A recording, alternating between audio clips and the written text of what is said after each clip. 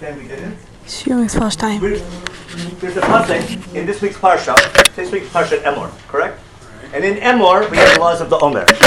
Now, before we count omer, we mumble some pasuk. Menachem, Shabbat. Remember?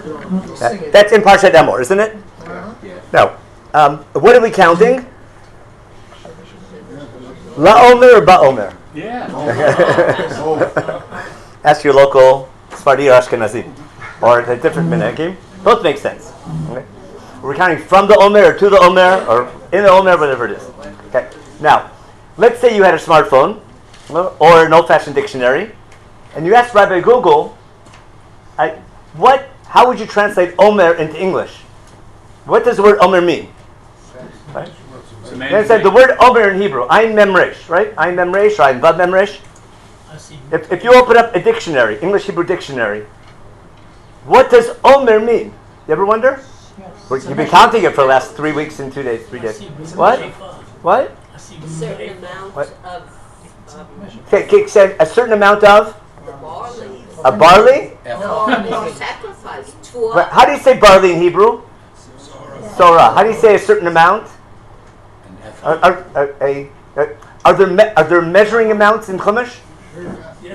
A bushel and a peck. What? There's ama. There's a there's a ephah, right? There's a revis. Yeah. There's a lot of chatzi. There's chatzi ahin. There's a se'ah. There's a lot of things. Anywhere in Chumash, do we use the word omer as a measure? I don't think so.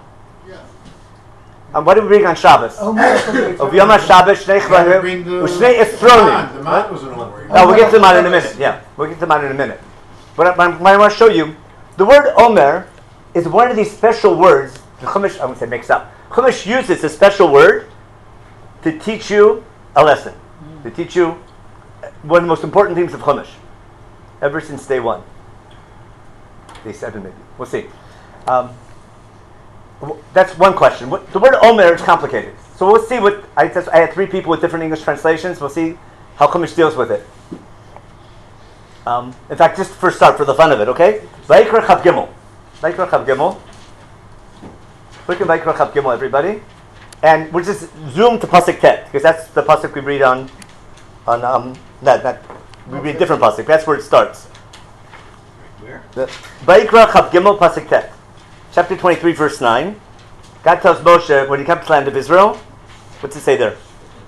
When you come to the land of Israel, and you begin your grain harvest, it says, Veivetem et omer reshik serchem al hakohen. Okay? How does it translate omer? Omer.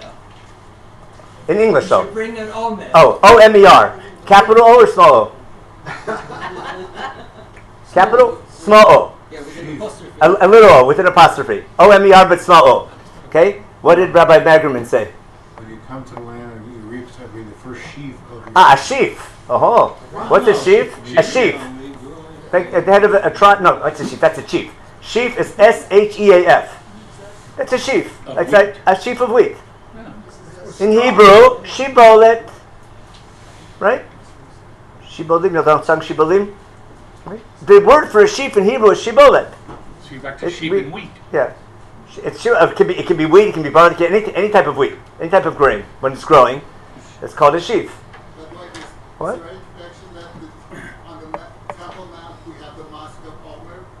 Oh, that's Omar. That's Omar. Yeah.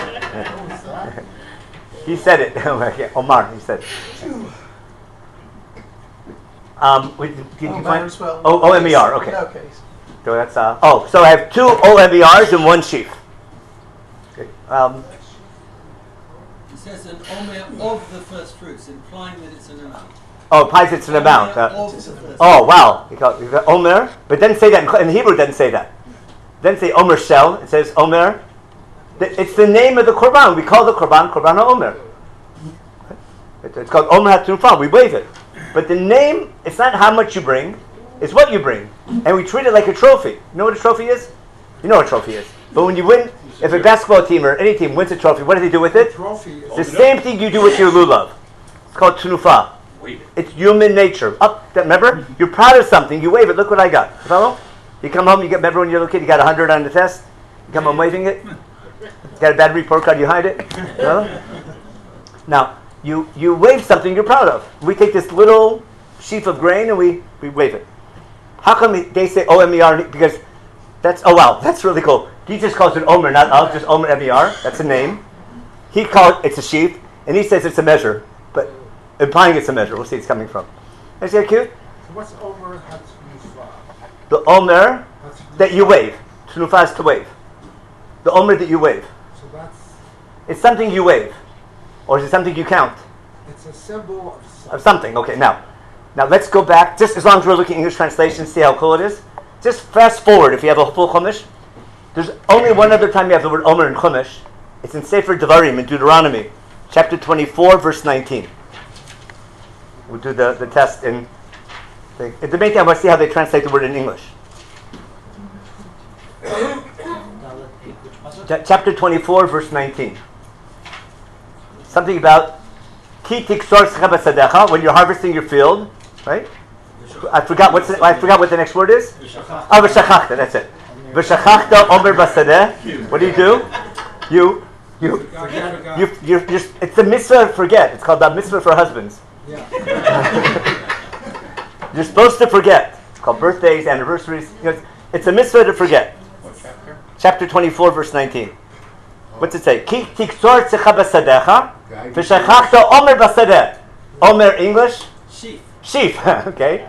He went from omer to sheaf. Got it? Because you don't forget. It can't be a measure anymore. Got it? It's gotta be And something what's Magerman say? 24:19. when you reap the harvest in your field, if you get a sheaf in your field. It says sheaf. Okay. If you have the JPS, it'll say a bundle. Okay. It'll say a bundle. What's he say? A sheaf in the field. A sheaf. Okay. How do you spell it? SHEAF. S-H- SHEAF. It's in English. Yeah. Old English. No. Now. Old English. Old English. Okay. Now, let's take a look. I want to see what Chumash is up to. Chumash is up to something awesome. Take a look in Perek Gimel now, in Vayikra. Go back to this week's Parsha. The first thing I want to teach you is how to identify a unit. Okay? You know what a unit is? In Hebrew, Yechidah. If you know your Kabbalah, Yechidah Leyachtach. You know what that is? You know in Yechidah Leyachtach. Omer Nichama, Barak Hachama. No, Shanot. It's a poetic, Yechidah Leyachtach.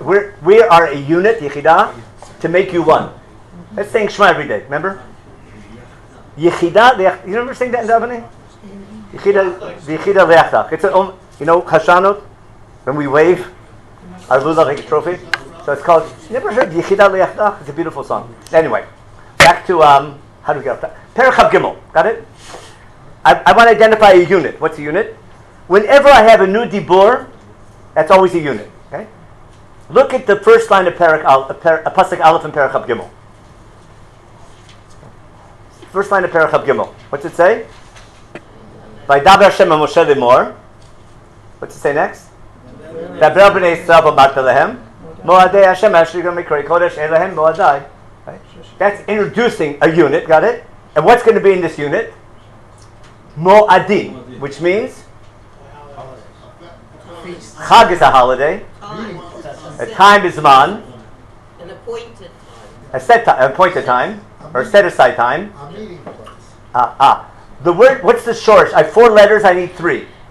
What's the shorish of moed? I have 4 letters to choose from. Mem, vav, ayin, daled. What's the shorish?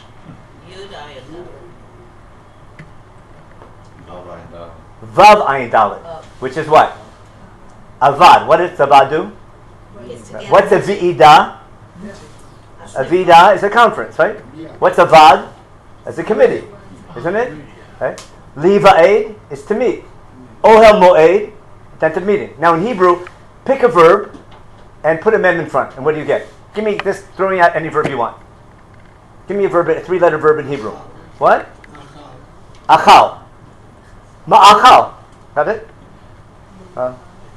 Give me another one. Katav. Michtav. Understand? You understand how grammar works? You put a mem in front of a word and you get lechem, lacham. Milchama. We'll talk about milchama in a minute. That changed the meaning. What's the shorish of milchama? Lechem. Because what do people fight over? Over food. Ever been to a kiddush? Now, there's people. You see people who guard the table at a kiddush. Watch a Jewish kiddush, right? There's the table like this long, and people they stand, right? They stand at the table, they eat, they talk, and they block the food. You ever see that minhag? Now that's what they don't do it on purpose. They wouldn't do it on purpose. It's just you're so focused on talking. I know what it is, but other people don't exist. Now we have a custom. We practice for kiddush in Shmoneh Esrei. We take 3 steps back. Hello? That's to train you for kiddush after davening. But the rabbi never explained that in shul. Okay, I gotta quit joking around. I wish I was joking. Now back to Modim. Now, so we have a unit, and this are going to have appointed times. And what's the purpose of the appointed time? To meet God. We have to encounter God on certain times of the year, called Moedei Hashem. When? On the critical times, we'll see, of the agricultural year. Why? Going back to food. Told you this for a second. People need food, correct? Otherwise, you have nothing to talk about. You need food to stay alive. But what's the source of your food? Well, you need the ground to be fertile. You need rain, you follow? You need fertility. You don't want to have, plagues and things like that. And what are the critical times of the agricultural year in the land of Israel? There's the spring. What springs out in the spring is our grain. And in the land of Israel, there's 2 months of grain harvest, in case you didn't know. From mid-April to mid-June is when you harvest your grain. You aware of that? Mm-hmm. No. That's it. The rest of the year, nothing you can do about it. You follow? I have 2 months to gather enough grain to last me the whole year. And it's so important that before it starts, we have a holiday called Chag HaAviv. You guys call it Chag HaMatzot or even Passover. And when it's over, we have a holiday called Chag HaKatzir, which we call Shavuos. And we celebrate weeks. What? Harvest. Why? What's the name of the holiday? Shavuos. Are we celebrating the concept of a week? Yes. Okay, weeks, right? But weeks, because we counted 7 weeks. But what I want to show you, don't you know we're counting? You ever wonder why we count days and weeks? What's going on? So we learn base 7. You follow? It's really good to teach you math from a young age. The idea of base 7, base 10. To understand base 2 is. Remember, anyone learned base 2 back in the? It was really complicated, right? Till you chop it, but base 3. But Jewish students have a step ahead. Why? Because they know base 7. No, everyone base 10 comes naturally. That's 10 fingers. But base 2 is complicated. But when you understand base 7, you know what base 7 is now, don't you? Base 7 is after 7 you start a week, and then the 7 is 1 0. Right? There's 6, there's 0, 6, and 7 is 1 0. 1 week and no days. 1 week and 8 is 1 1. 1 week, 1 day. If you understood, fine. No, that's not important. Listen, what I'm getting at is that the time of Sfirat omer coincides exactly with the grain harvest in the land of Israel. That should be clear. And Chumash assumes you know that. If you don't know that, you'll never understand what the holiday is about and what Sfirat omer is about. But that's for sure. Later in the summer, we have the fruits growing, pomegranates, figs, dates, olives, grapes, and stuff called the Sheva Minim. And that season finishes in September, October. And then we have a holiday when we gather all the fruit that we didn't pick, that just fell on its own. And that's called gathering holiday. No, it's called Chag HaAsif. Understand? Now, God wants us, at the same time that I'm celebrating my agricultural events, I throw in an historical event as well. Yeah. So what do we do? What historical event coincides with the beginning of our grain harvest? The Exodus. What event coincides with the end of the grain harvest? And what coincides with our fruit harvest? Sukkot. God taking care of us in the desert. Remember that? Remember, every holiday is historical and agricultural. Now, go to academia. What did they tell you? They were all really what? Every culture has agricultural holidays, because you need agriculture, and you have to pray to the gods of agriculture to work on your side. Egypt. Now, Egypt doesn't need rain. They don't have a rain god. They have a Nile god and a sun god because that's where they get their grain from. They don't have 2 months of grain harvest. They have grain harvest all year long. I mean, maybe 3 or 4 grain harvests because they have the river all year long and the sun. And they have, it's called the Nile Delta. If you run out of grain in Israel, you go to Egypt if you have family running the government there. I read a book about it. Actually, I saw a movie. Saw a musical. Now, but this is the unit, and what I want to show you is we cover all the holidays, but the focus of the holidays will be agricultural. I want to prove that to you. Yeah. You got that? Now, why? Because in the middle of these holidays, we have Sfirat omer, which is agricultural, and we have details about Sukkot with Arba Minim, remember, and waving that stuff. Now, we also have Rosh Hashanah Yom Kippur, which is not really, if that's agricultural, we'll talk about it if we have time. But we have, this is the first time in Chumash, we have all the holidays. We had the Shlosh Regalim already, without any dates. Because Shlosh Regalim, by definition, are agricultural. Chag Aviv, Chag HaChatzir, Chag HaSif, that's how they're presented in Parshat Mishpatim. I can't have a lunar date for a agricultural holiday because it has nothing to do with the moon. It has to do with the sun and the solar calendar. The historical holidays have dates, don't they? And therefore, they need a calendar. In fact, the first historical holiday, the Exodus, begins with a date, with the month. Remember, the month. But I have to make sure that my historical holiday is in sync with my agricultural holidays by Shmor Chodesh Aviv Asita Pesach. Understand? Mm-hmm.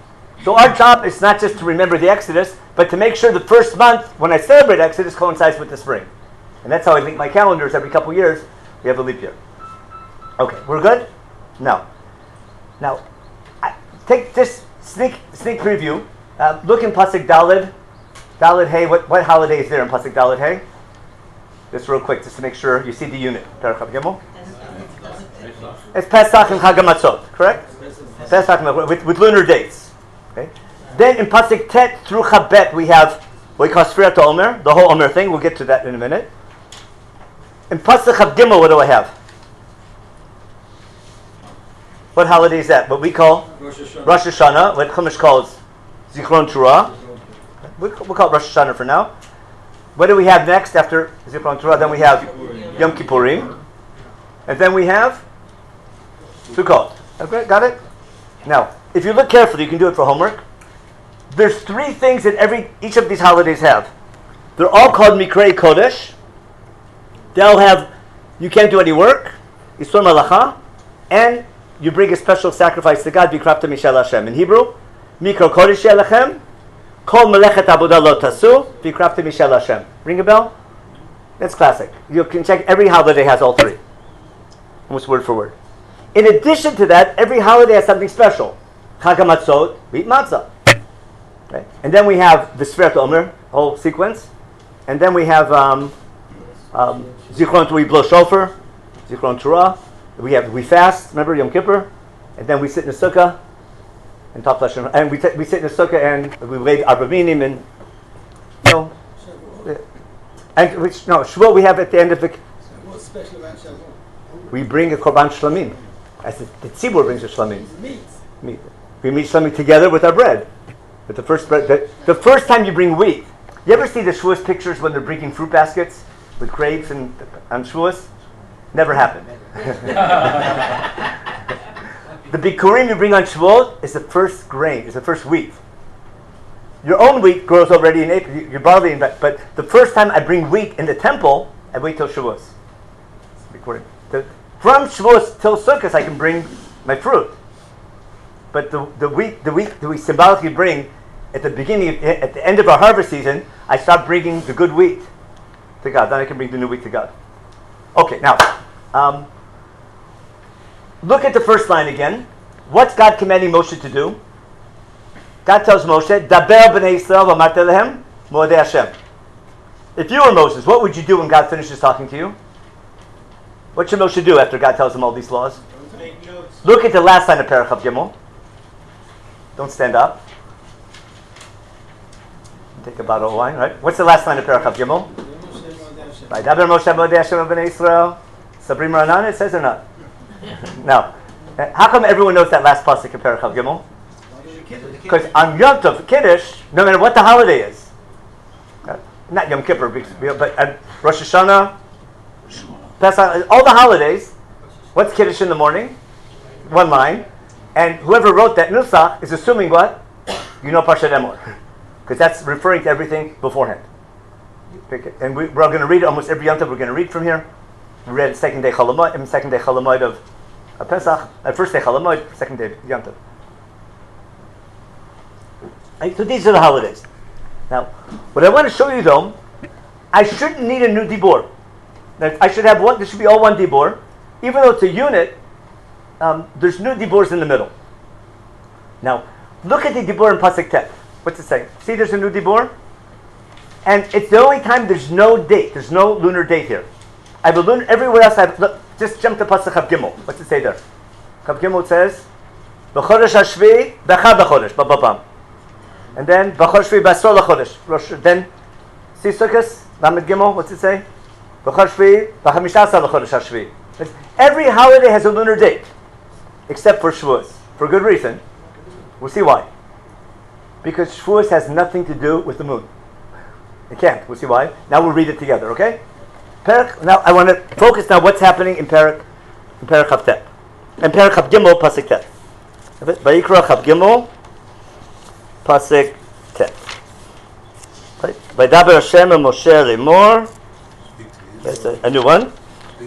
Daber b'nei Yisrael again. B'yamat elehem. Ki tovo el haaretz asher ni noten lechem. When you come to land, I'm giving you. Uksartem eksira, when you begin your grain harvest. Chumash is assuming you know the grain harvest begins in April, early April. Ve'veitem et omer reshik sechem el hakohen. As soon as the harvest begins, you take your first grain that's ripe. As soon as you cut it, you take the first, sheaf, it says, and you bring it to the Kohen, you bring it to the temple. Not every individual, the nation does it. And we wave it, V'nifet omer difnei Hashem l'rtzonchem. When? Mimochat HaShabbat. There's no lunar date, is there? But the day after Shabbos. What Shabbos? What Shabbos? It's totally unclear, isn't it? Well, that's where they find. Now, in Pshat, it has nothing to do with Passover, correct? Why? Because I do it, it depends when grain's ready. If there's no grain, I can't do it on Passover. Unless I make sure Passover doesn't start until the grainy season begins. Right. That's Shmor Chodesh Shavi. That's why. So where did the rabbis figure out? If Chumash inserts this law in the middle of the holidays, even though it has no lunar date, Chumash is telling to link it to a lunar date. I'll explain again. You got my point? That's why I wanted to identify the unit. I have a unit in Perek Chav Gimel called the Moadim. Inside this unit, I have an insert. What's the insert? The omer and counting the 7 weeks. And having what we call Chaga, that's what we call Shavuot. I'm inserting that into the unit. It doesn't say what day to do it on, unlike all the other holidays. It's telling you Mimochat HaShabbat, and then count 7 weeks.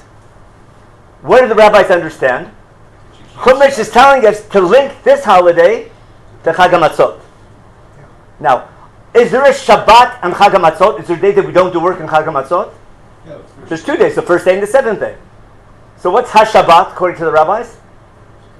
The first day of Chag HaAviv. And therefore, when do we start counting the Omer? The first day of Chol Hamoed. Understand? So, but the rabbis, their interpretation is fine. It makes so much sense as the Stukim. The Stukim said we do it on a Sunday. But Chumash is not working that resolution. Chumash is leaving it to us. Whatever we decide. But the rabbi's decision makes a lot of sense. We'll see soon why it makes even more sense. Because there's a Shabbat on Chag HaMatzot when we don't do work. That's also a Shabbat. Now we have, but why am I linking this to Shabbat? What does Shabbat have to do with agriculture? That's like an easy question. Who's in charge of agriculture? The sun god, the rain god, the fertility god. Remember all the gods of Canaan? But who made all those gods? Who's in charge of all those powers? The one God, right? Now, what story in Chumash tells us that all these powers of nature all stem from one God? The story of creation of 7 days. So don't be surprised that what? That I link an agricultural holiday to the number 7. You with me? Every time there's an agricultural holiday, there'll be 7 days. Why is Chag HaMatzot 7 days? Not because we crossed because Kriyat Yam Suf was on 7. That might have happened, but that's not the reason. Because the commandment for 7 days of Chag HaMatzot was before we left Egypt. But what's the reason? Because it's an agricultural holiday. Why am I counting 7 weeks? Because it's the agricultural harvest. Why are there 7 days of Sukkot? Okay. And the 7th month, it's 7. Why? Why 7? Because 7 reminds us that all the powers of nature are from one God. No, from Sukkot. That's what it is. Sukkot is 7 days also because it's the fruit harvest. It's Chag HaSif. What? It's 7 weeks. It doesn't say 49. It says 50 days. Well, no, there's an argument. Okay, but when you do it, but it says 7 weeks. You count 7 weeks. Yeah. And then we add 50 days. That's a whole, we'll see why soon. It's Shvuot, except without saying Tachlis for the 7 days. Why does it stop then? What should we do after that? After 7 weeks? The day of Shvuot, we don't say Tachlis for the 7 days. Yeah. We don't do anything else those other 6 days. That's the reason why we're always looking for a reason not to say Tachnun. You follow? That's the Oraisa. You follow? Yeah. What excuse we use? Ask your local rabbi. You'll find it. This guy's chassid, but there's always a reason. So he's saying What? why Shavuos What? not 7 days?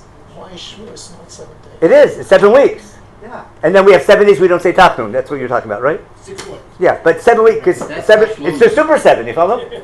We had 7 days of Chag HaMatzot and then 7 weeks. And then we call it Atzeret, then it's over. That's why the end of the 7 weeks, which gives you 49 days, Yeah. that's Matan Torah. Yeah, but I need whatever I'm doing at Yom Tov, I need a transition to bring it home. So we have 7 days of Sukkot, and what do I do on the 8th day? I bring my sukkah into my house. You understand? That's transition from 7 to 8. That's Kabbalah. That's super Kabbalistic, but it's right on the mark. I go 7 to 8. That's Brit Milah on the 8th day after 7 days of creation. I'm adding a level, but the idea of I have 7, but I take the 7 and I have to bring it home. Yeah. I take the Mikdash and bring it to my house. Got the idea? No, I take Shabbos and bring it into the week. Whenever there's Kedusha, I elevate something, but the purpose of elevating it to God is to bring it into to take it from there into the group I separated it from. We'll see. In terms of timing, Yeah? it's 49 days, and then Shavuos comes, Yeah? right, on the 50th day. So the question is, what do you say on the 49th? Oh, that's ask your local rabbi. I have. Yeah, and he says what? We don't count 50. He said I was to say that. When they bring the Sefer Torah back, you can say it Quietly, okay. That's a nice minhag. You could do that. They won't strike you with lightning for that. Unless you publicly say it, and if you're a left-wing rabbi who suggests it, you'll get. What? If you're a left-wing rabbi who suggests it, you'll get smashed. Okay, because it's not what you say; it's who says it. Okay, I'm just joking. Okay, now. You're joking. Okay. Now listen carefully. Okay. What I want to explain now: why, when we come, why am I calling this waving thing? Why am I calling it omer? I'll explain why it's for God's sake. You understand what? For God's sake, we'll see why. I have to go back, and I think we may have done this. I'll go carefully. The first time you have the word omer is in the story of the manna. Now, just before we get into any details, why would the manna story have anything to do with our grain harvest? Why shouldn't it have anything to do with our grain harvest? Because manna is not grain. What is it? It's food from heaven. And this is food from the earth. Right? That's lechem min hashmayim, that's lechem min haaretz. Okay. But they're both food. And they both keep us alive. Now, what I want to explain is the Torah's story of the manna is a setup, a foil, to appreciate Sfirat HaOmer. Got it? And that's why Chumash is using the word omer. It's a biblical trick, whatever you want to call it. It's a literary trick to tie a super important theme together that goes back to creation again. So let's take a look. Go to chapter 16. And just a quick review in Shemot chapter 16. We'll see how they translate the word omer there. But we left Egypt on what day again? We left on the 15th of the first month, didn't we? And we had matzah, we had dough, and we ate matzah for a couple of weeks. And then we went to Palm Springs, if you remember. And there were 12 springs and 70 palms. And and we ate dates basically. And this is a bad pun. After Palm Springs, we have a date in the Bible for the first time since we left Egypt. What's the pasuk? A date. The first line of chapter 16. Chapter 16 in Shemot. What's the date? Okay. No, it's verse 1, Pasuk Tetzayin. Vaisumi Elim. Elim was Palm Springs. They had the dates. Vayavo Kodap Bnei Yisrael Midbar Sin Asher Ben Elim u'Ben Sinai. B'chamisha Asar Yom Lechodesh Hasheni Letzeitam Eretz Mitzrayim. It's the 15th day of Iyar. Understand? On the 15th day of Iyar, we're on our way from Egypt to Mount Sinai. It's been a month since we left Egypt. It's 3 weeks till we get to Torah. Understand? We're on our way from Elim to Sinai. We were in Palm Springs and we left. Right? And we set up camp where? In Midbar Sin. Midbar Sin. And what happens? What a bad spot because there's nothing to eat. Understand? And what do Jews do if there's nothing to eat? What do Jews even when there's something to eat? You know the joke. I told you the joke. What the waitress says to the Jewish table? Is anything okay?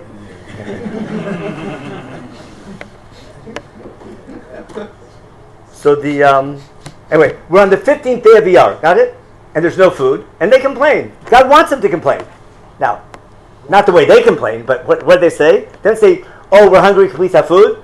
What do they say? "What kind of rotten God are you? Why'd you bring us out here to die?" Remember they complain? We should have stayed in Egypt. See how they complain? They complain to Moshe and Aaron because they thought it was their fault, and they tell them, "Yeah, we should have died in Egypt. Why we could have died with all the plagues instead of suffering. You want us dead? Kill us. Had we died with Makat Bechorot, quick and over with. Now we're going to die of hunger, the slow way." You understand what they're saying? We should have died back in Egypt. You didn't do us any favor by taking us out of Egypt. It would have been better if we have to die anyhow. We should have died the easy way. That's what that really hard complaint. All the leeks and fish they had.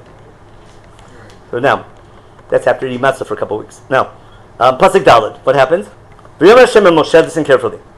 What's God's solution? He's setting them up for this big event. What's he saying? V'yomer Hashem el Moshe. Hineni mamtir lechem. What's it say? Lechem min haaretz. Lechem min hashamayim. By the way, our blessing is built on this pasuk. You know that? The Medrash says, what bracha did they make on the manna? Hamotzi lechem min hashamayim. And because of that, because of this pasuk, what do we say when we eat bread? Because what does God want us to do? Here's the key thing. God wants us to treat our grain like it what? Like it's manna. Now, what's a higher level? Getting food from your father, from God directly and thanking God for it in a miraculous way, or you planting it and harvesting and doing it all yourself and treating it as though God gave you. Yeah, understand the difference? What's a higher level? Receiving bread directly from God in an obvious way, for sure it's from God and thanking God, or you doing all the work yourself? You coming up with this whole idea to domesticate wheat, you doing the whole process of planting and harvesting and grinding and making challah, you follow? And then treating it as though it's manna. Spiritually or physically, Yeah. Well, who gave you the ability to use your brain to harvest, to make up wheat, to domesticate wheat? Okay. See how it relates to our first year? What I want to do, what I might do, I might think, if God gave it to me, I say thank you to God. If I did it, it belongs to me. What do you want to say? I did it, but I treat it as though God gave it to me. But he did. He gave me the ability to do it. You see the same thing? Of why I need the stories, of why I need all the stories. God wants us to appreciate His creation and man's creative ability and what man's doing. So if I'm going to have prosperity, I have to use it properly. No. But God gave us the ability to cultivate the ground and make food. And Hashem tell us he was going to do that at the very beginning in Bereshit, after getting kicked out of Gan Eden. He said, your job is lavod et adama. Yeah, and then that's what Noah does, and he gets drunk because he made wine and he overdid it. Anyway, that's a later story. Now listen carefully. Look at the next line. I'm sorry, keep reading again. What's he say again? Listen carefully. The people go out and collect every day. Why? There's an educational purpose of this mana experience. And what is it? It's a test, or in English, an isoyon. Understand? A test, a mifchan, is for the teacher to ascertain how much the students understood or didn't understand. An isoyon is a test for the student that makes him who he is. You understand the difference? It's not much of A mifchan is something a teacher needs to administer to evaluate If you know something. how much the student understood. An isoyon is an experience the student has to go through to become who he is. It's called like stage or basic training in the army, or life. An isoyon. Ask any Bubby. Ask any. In Yiddish. You know what an isoyon is? It's a life experience that you learn from. You've heard the word an isoyon, and that's what it's a challenge that you grow from, like the Akedah. Hashem nitzat Abraham. Remember the word nisayon. But the mana is an nisayon to teach us, we'll see in a minute, to appreciate our food. Now, before God gives us the Torah, the mana food experience is preparing us for Matan Torah, because it's our first example of getting a set of laws that we have to keep. It's training us, are we ready to receive the Torah? So you clear now, the mana experience is preparation for Matan Torah. Agreed? Which is going to happen in 3 weeks. Now, the word omer is going to be key to this experience. We'll see in a minute. And don't be surprised that the rabbis tell us that counting the omer is not just agricultural, it's also preparation for Matan Torah, like you learned when you were little kids growing up. You with me? I want to show you the academics. The academics tell you that it's only agriculture and the rabbis made up this Har Sinai stuff. When you read Chumash carefully and study it, not read it, when you study it, you miss the whole point. The whole mana story is a build-up to connect this to Matan Torah, and we'll see how important it is in a minute. Well, it's also a test. It's a test. It's an experience that's going to get us right. Now listen to the next line, which catches you totally by surprise. What happens? Right away.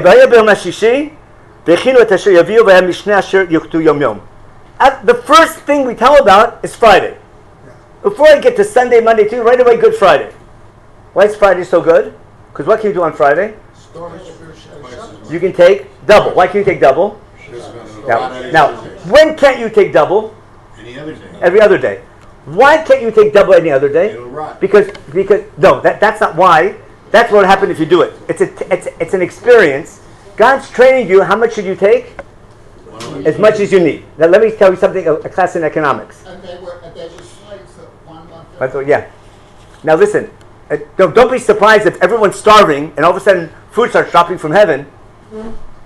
Got it? Everyone's going to come in and I'm telling you, everyone take only as much as you need. That's an nisayon, isn't it? Now, in economics, if there was a constant supply of food all the time at your doorstep every day, would you need storage? And if you were sure it's coming every day? No. Okay. Would there be any economic value to these items that are at your doorstep every day?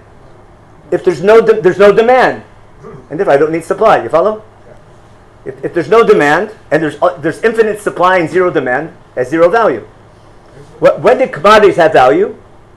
When there's limited supply and there's demand for that supply. It's a class in economics, in case you didn't do it up. Now, so listen carefully. What do humans usually do? They hoard, don't they? Why do they hoard? Because it's worth money. Because you need to hoard because you might not have tomorrow. Yes. Right? That's why we save. It's built into it's part of our survival. Now, let's go back to the jungle. What happens when all you care about is yourself? You want as As much as you can for you, and who cares about anybody else? What's our first challenge as God's people to get ready for Matan Torah? There's going to be a food drop, and how much can you take? As much as you need. What can't you take? More. But when it comes Friday, you can take double. We'll see why in a minute. Now, let's skip to Pasuk Tet Zayin, just to save time. Pasuk Tet Zayin says what? Now we get to the details. Have it? Tet Zayin. Zeh hadavar asher tziva Hashem liktu mimenu ish lefi ochlo. How much can you take? Each man much you need. How much? An omer. Omer lagugolet. Mispar nafshotechem. An omer per person. English translations? Omer. OMBR. Capital or small? Small. Omer, yeah. Now, why do they translate Omer? You have no idea what. It's the first time it's there. Now, there's a footnote in my Chumash in verse 36. Skip to the last line, Lamed Vav. What's it say? An omer is a tenth of an ephah. You see that? That's a footnote. What's Chumash telling the reader? In case you don't know what an omer is a tenth of an ephah. Does that help us anything? Now, but if you know what an ephah is, now we know an omer. An omer is a tenth of an ephah. Now, is the word ephah ever used in Chumash? Everywhere. You follow? Asiri ephah is called an isaron. All the korbanot. Shoshesim lapar, shnesim la'ayu, isaron la'kebes. And isaron is a tenth of an ephah, which is exactly an omer. Now, why do some people say an omer is a measure? Because it sounds like it's a measure. Show and tell. What am I holding? Tea? No, a cup. Cups. A cup. Now, is a cup a measure or a utensil? Yes. Both. It depends on the context, right? If I'm baking a cake, a cup is a measure. If I'm going to drink a cup of coffee, a cup is a utensil. How much is it?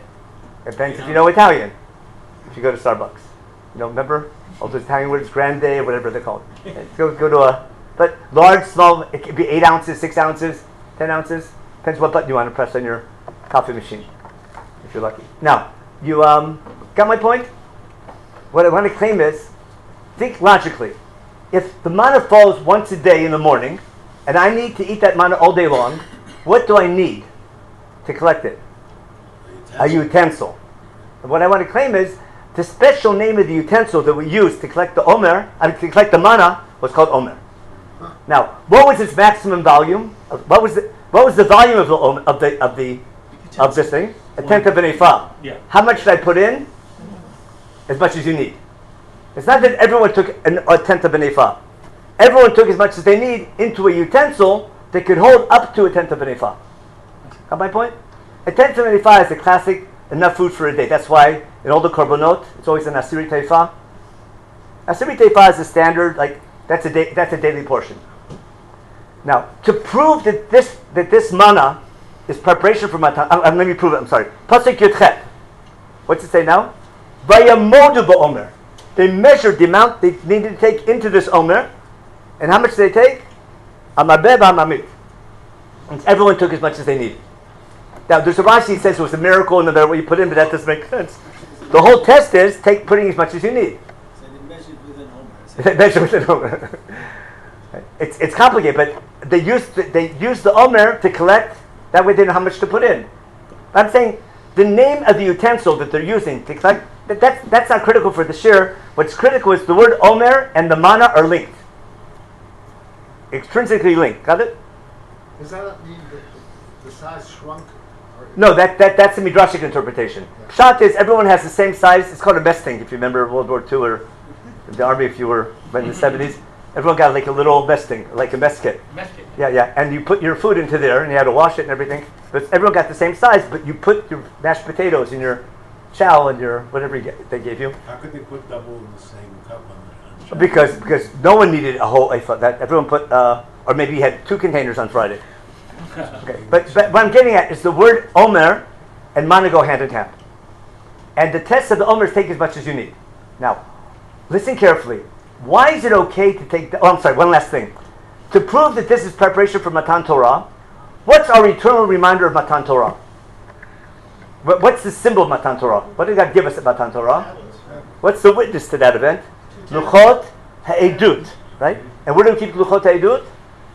Or Luchot HaBrit? In the Aron HaBrit, in Aron HaEdut, in the Kodesh Kodashim. Look at the end of the story, Pasuk Lamed Gimel. What's God tell Moshe to do? Tell Aaron, take a tzitzenet as a closed container. Malo ha'omer man. Take a full container, full open container of man, and put that amount into a tzitzenet, which is a closed container, and put it where? Inside the Aron Kodesh. Next to where? Next to the symbol. That doesn't that prove that manna is preparation for Matan Torah? Makes perfect sense now, doesn't it? Don't tell me that manna, that omer has nothing to do with Matan Torah. We put the omer right to the symbol of Matan Torah. Now, why is it okay to hoard on Friday? You're not hoarding, you're preparing. Because that's usually I take as much as I need for a day because I have tomorrow. But if I won't have tomorrow, taking as much as I need is taking double. You follow? Yeah. Because I need double. Okay. Ready? In the land of Israel, when it's grain harvest, can I take as much as I need for a day at a time during my grain harvest? No, because you Why can't I? This is not unlimited. You gotta shrink one. I have to hoard in my grain harvest. Why do I have to hoard? Preparing for the year. Because that 2 months of grain harvest has to last how long? All one. For the whole year, maybe then some. Who knows what's going to be next year? And therefore, when I'm harvesting my grain, what do I have to do? I have to hoard. Got it? And you have to hoard. But because I have a heter now to hoard, because of nature, who might I forget? Hashem. No. The people God cares about. Who are those? The Ger, Yatom, and Amanah, the people who don't own land. And the Levite. Got it? Who don't own land, who don't have what to eat. And therefore, when I'm harvesting my grain, what theme do I need to remember? Take as much as you need, but don't overdo it. And think about who? The Ger, Yatom, and Amanah. What's the purpose of talking about Omer? The whole 7 weeks of counting the Omer is exactly what experience? It's exactly the grain harvest. You with me? And that grain harvest has to last me the entire year, and I have to hoard. And they have every reason to hoard. What's Chumash telling the farmer? As you're hoarding and you have to hoard, remember there's other people. And don't overdo it. And share your surplus. And if you do that, God will bless your land even better. You follow? I'm not praying to God to make me rich. I'm praying to God to remember what to do with my wealth. You understand the difference? Yep. In religion, you pray to God to become wealthy. In Judaism, you pray to God to remember what God wants you to do with your wealth. The goal isn't to become wealthy. The goal is to become a servant of God, to be a partner with God. That's called imitato Deo. And that's the purpose of the mitzvot. And when you have it wrong, you ruin the religion. It's not we pray to God for wealth. We pray to God to be a partner with God, and we pray to remember what to do with our wealth and how we have to behave to be worthy of good grain. That's what we say in Shema every day, isn't it? Keep my mitzvot, and I'll bless your land. That's where we got black and Now, where do we have that? When this whole thing's done, we count. Now you understand why we're counting weeks? Because what's our first lesson about how to hoard and how much to hoard and taking what you need? That's the lesson of Shabbos and the Man. Right? The whole Man experience is teaching you how to share, and the need to share, and need to take as much as you need. But sometimes taking as much as you need is a day at a time. Sometimes it's a year at a time. You follow? But the nature of nature is we need to hoard. The nature of Chumash and Am Yisrael is we need to share. You follow? How do you balance the need to share and the need to hoard? You follow? Okay. Welcome to Judaism and philanthropy. Understand? Okay. The goal is not the pursuit of happiness and pretty much. The goal is what to do with your wealth and what to do with your blessings. And so Chumash screams that message everywhere you turn. No. Yeah. No, if we use our wealth properly, that's what God says. I'll give you more wealth, but I'm not doing it. I'm using it. That's how God takes care. How does God take care of those who don't have? By giving some people the ability to take care of them. That's called a partnership with God. Imitato Deo. Now, go back to. I'm sorry. Still here, in the thing. What did they do? What was the first day the manna fell? Now, if they ran out of food on the 16th of Iyar, when did the manna fall? They ran out of food on the 15th of Iyar. The first day the manna fell was the 16th of Iyar. Understand?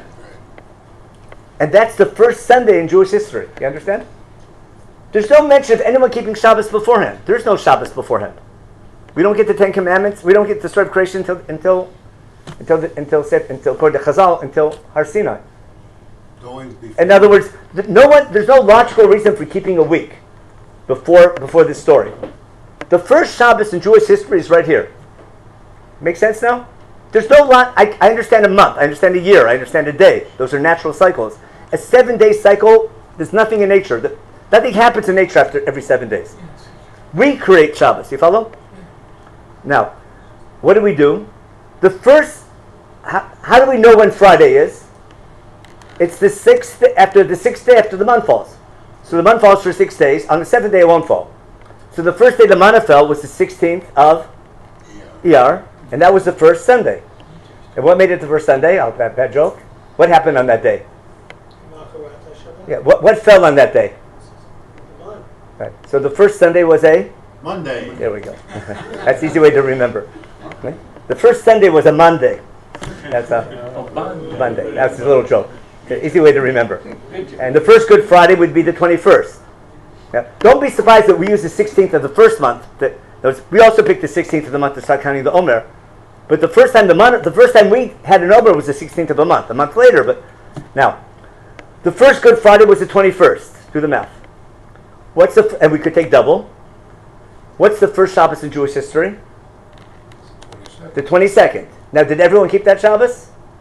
No. It says they went out to collect, and what did they find?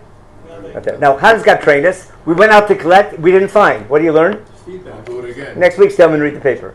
If you took too much, what happened? Spoiled. It got worse. So what do you learn? It doesn't pay to hoard. The mitzvah is not to have leftovers. Take as much as you need.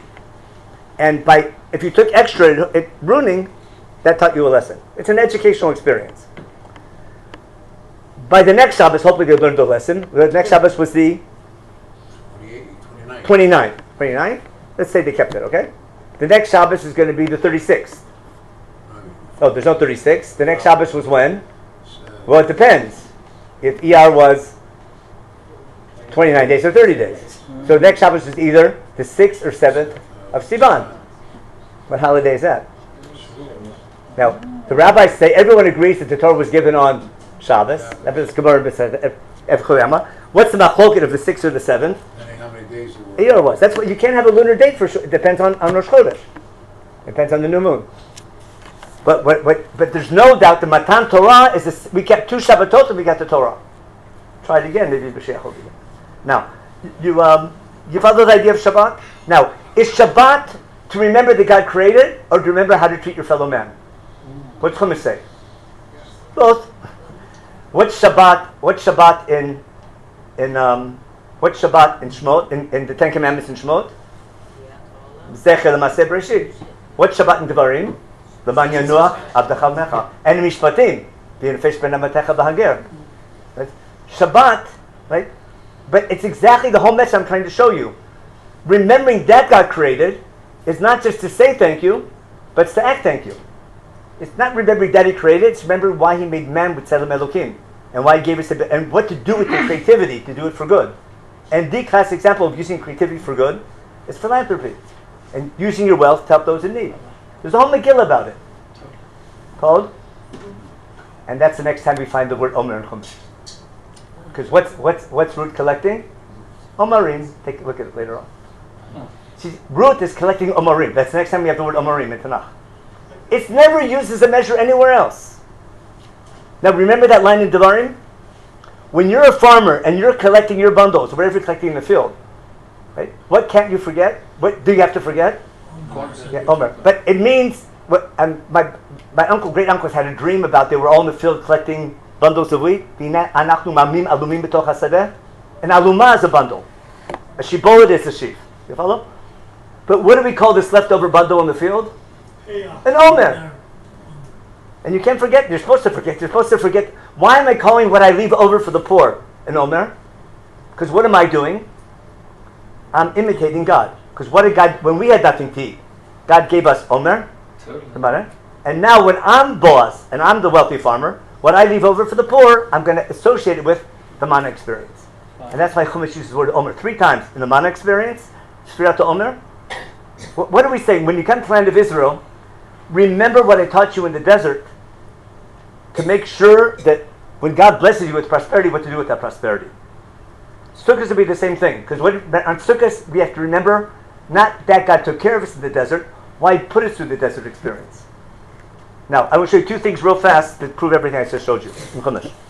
Go back to Perach Gimel and Vayikra. I bring the Omer and then the Pasuk Tedvav in Perach Gimel. You know by heart. After I bring the Omer, we count 7 weeks. Miruchat HaShabbat, count 7 weeks. We bring a special Korban Shlamim, which is we had before, and the only precedent is Har Sinai, when Am Yisrael brings a Shlamim, which is a hint to Har Sinai. And I bring a special Korban. And then look in Pasuk of Aleph when it's over, in verse 21. What does it say? After we count our 7 weeks. What does it say? You should make the proclamation. Yeah. Ukratem betzem yom hazeh mikol kodesh yelechem kol melech lo tasu Kukat Olab L'Dorotech, V'Hosem B'Chol Dorotechem. That's what we call Shavuos, after counting 7 weeks. Then in Pasuk Habet, we have a law that we had before in Kloshim to you. Copy paste. Why is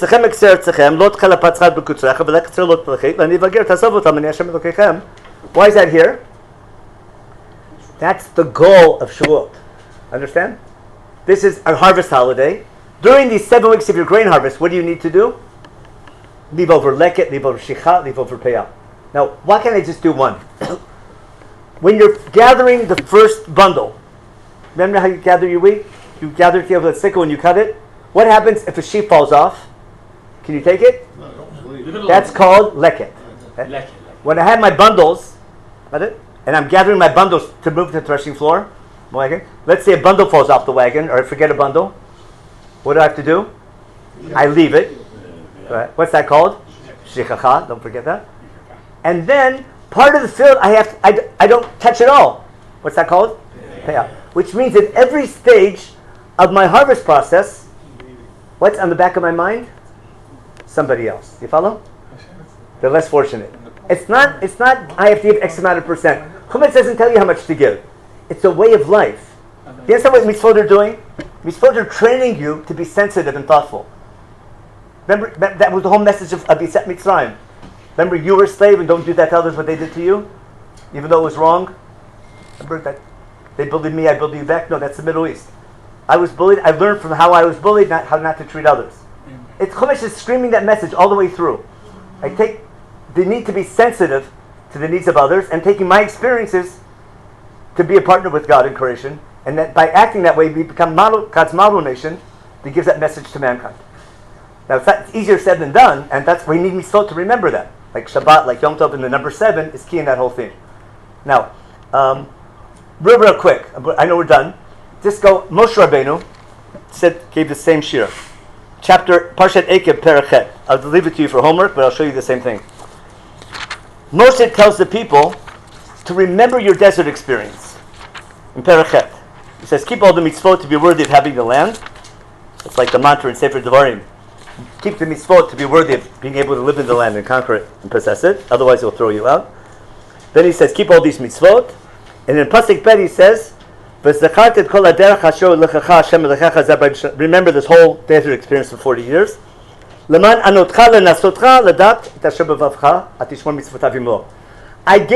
tested you in the desert. I gave you a hard time to train you. Will follow my laws a lot. And what did God do?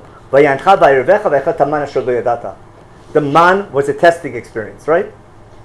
We'll see in a minute. To prepare us for the dangers of Israel. What's so dangerous about Israel? Look in Pasuk Zion. Because God, Hashem, your God, is bringing you to a good land. Eretz Tovah Rechava, Eretz Nachlei Mayim, remember? Eretz Kitav V'Sorah Gef, the 7 minim. And Eretz, they have everything you need. Now, I'm giving you to a land of plenty. They have everything you need. V'achalta v'sabata berakta Pasuk Yod, right? As you eat, remember where your food's coming from. Who gave you that ability? What's the danger of the land of Israel? Pasuk Yud Aleph. Hishamer lecha pen tishkach. You might forget God. And look at Pasuk Yud Bet. Everything we pray for. Lest what? What might happen? What might happen? Pen tochal v'savata ubatim tovim tibnei v'yashavta uv'karcha v'tzorcha yibriun v'ches v'yibrelach me'od. Okay. What's the danger? You might get too wealthy. Wait, that's what we pray for, isn't it? Ba'a v'ram levavecha v'shachachta. Your wealth might lead you to forget God. I did it all myself. So, prosperity might lead to affluence and haughtiness. In ancient, I don't think it applies nowadays, but in ancient times, that happened to people. I don't know why, but people became prosperous, became affluent, they became haughty, and just all care about getting more wealth. I'm not sure why that happened, but does that apply nowadays? No. Maybe, a little bit. No. Okay. Now, and who are you going to forget? The God who took you out of Egypt, the God who put you through the desert experience, the God, look in Pasuk Tetvav, Pasuk Tetzayit, the God who gave you manna in the desert to teach you, right? To teach you, to test you for your own good. Okay? And what's the danger? Pasuk Yud Zayin, you might say in your heart, Kochi batzem yadi. The answer is therefore be poor. Right? That's they keep people poor and they'll vote for you. No, that's not the goal. The goal is to be wealthy. Let's say v'zacharta ki Hashem Elokecha hu noten lecha koach l'sot chayil. Wasn't that the whole thing I taught you today? Right? You need the mitzvot to remember who gave you the ability to be prosperous, to plant, to use your mind to be creative, and to be productive, and work 6 days a week. I need Shabbos to remember what to do with my productivity, with my creativity. So God didn't say therefore be poor and be a nobody. Be a somebody, but be a partner with God. And if God gives you blessings of prosperity, what you do with that, there's some people who are less fortunate, and the way God takes care of everyone is by giving you the ability to help those who don't have. I can show that everywhere, like 20 times in Chumash has the same thing. It's called Imitato Deo, or Valachta Bidrachav. That's the way of Avram. That's Derech Hashem Asut Tzedakah. That's like ask all the Nevim. Now, I need mitzvot to remember that. That trains our thought. That's doing Hayashah B'nei Hashem. But I'm trying to show you how when you understand that, kind of the omer is super preparation for Har Sinai and super related to the grain harvest, isn't it? It's both agricultural and Har Sinai, because that's the symbol of Har Sinai is the manna, isn't it? Remember the Tzitzena Taman in the Kodesh Kodashim. Because the purpose of Har Sinai is to give us mitzvot, and God's giving us a land where we can. I need to have a land to be a model nation. I need a land that has the potential prosperity, so I can teach others to be a model of what to do with my prosperity.